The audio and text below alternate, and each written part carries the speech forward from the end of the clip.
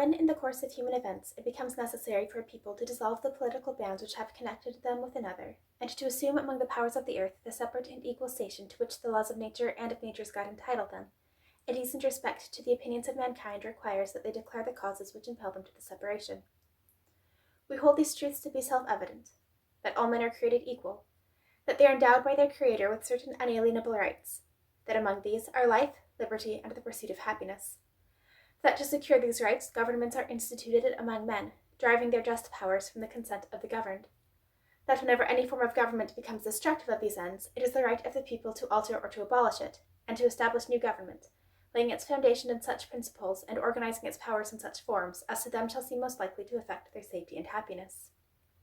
Prudence, indeed, will dictate that governments long established should not be changed for light and transient causes, and accordingly all experience hath shown that mankind is more disposed to suffer while evils are sufferable, than to right themselves by abolishing the forms to which they are accustomed.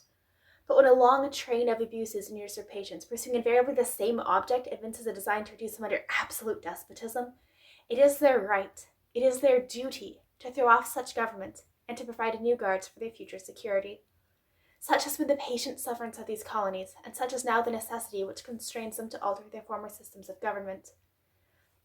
The history of the present King of Great Britain is a history of repeated injuries and usurpations, all having in direct object the establishment of an absolute tyranny over these states. To prove this, let facts be submitted to a candid world.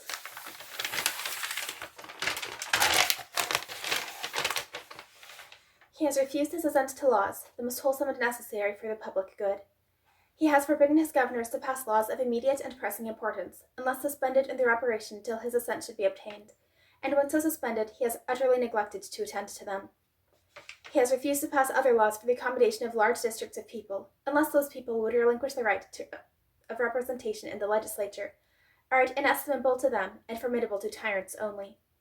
He has called together legislative bodies at places unusual, uncomfortable, and distant from the depository of their public records, for the sole purpose of fatiguing them into compliance with his measures. He has dissolved representative houses repeatedly, proposing with manly firmness his invasions on the rights of the people. He has refused for a long time after such dissolutions to cause others to be elected, whereby the legislative powers, incapable of annihilation, have returned to the people at large for their exercise, the state remaining in the meantime exposed to all the dangers of invasion from without and convulsion within. He has endeavored to prevent the population of these states, for that purpose obstructing the laws for naturalization of foreigners, refusing to pass others to encourage their migrations hither, and raising the conditions of new appropriations of lands. He has obstructed the administration of justice by refusing his assent to laws for establishing judiciary powers. He has made judges dependent on his will alone for the tenure of their offices and the amount and payment of their salaries. He has erected a multitude of new offices and sent hither swarms of officers to harass our people and eat out their substance. He has kept among us in times of peace standing armies without the consent of our legislatures. He has effected to render the military independent of and superior to the civil power.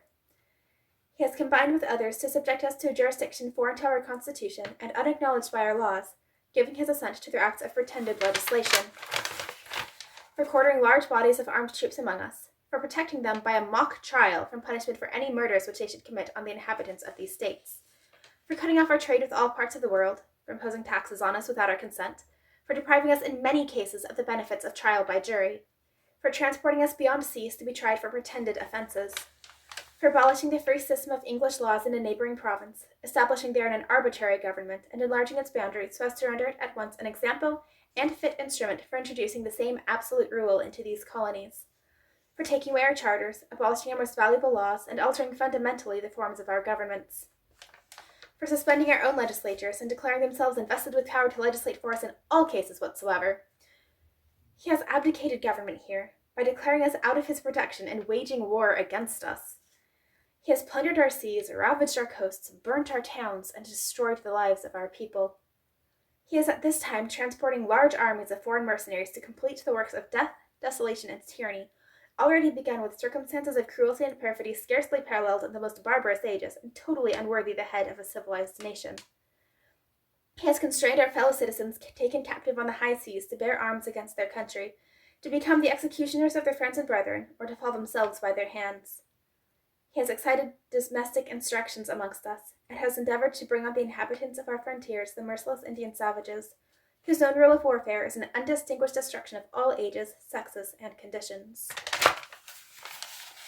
In every stage of these oppressions, we have petitioned for redress in the most humble of terms. Our repeated petitions have been answered only by repeated injury. A prince whose character is thus marked by every act which may define a tyrant is unfit to be the ruler of a free people. Nor have we been wanting in attentions to our British brethren. We have warned them of attempts by their legislature to extend an unwarrantable jurisdiction over us. We have reminded them of the circumstances of our emigration and settlement here. We have appealed to their native justice and magnanimity. We have conjured them by the ties of our common kindred to disavow these usurpations, which would inevitably disrupt our connections and correspondence. They too have been deaf to the voice of justice and of consanguinity. We must therefore acquiesce in the necessity which denounces our separation, and hold them, as we hold the rest of mankind, enemies in war, in peace friends. We therefore, the representatives of the United States of America, in General Congress assembled, appealing to the Supreme Judge of the world for the rectitude of our intentions, do, in the name and by the authority of the good people of these colonies, solemnly publish and declare that these united colonies are, and of right ought to be, free and independent states, that they are absolved from all allegiance to the British Crown, and that as free and independent states they have full power to levy war, conclude peace, contract alliances, establish commerce, and to do all other acts and things which independent states may of right do. And for the support of this declaration, with a firm reliance on the protection of divine providence, we mutually pledge to each other our lives, our fortunes, and our sacred honor.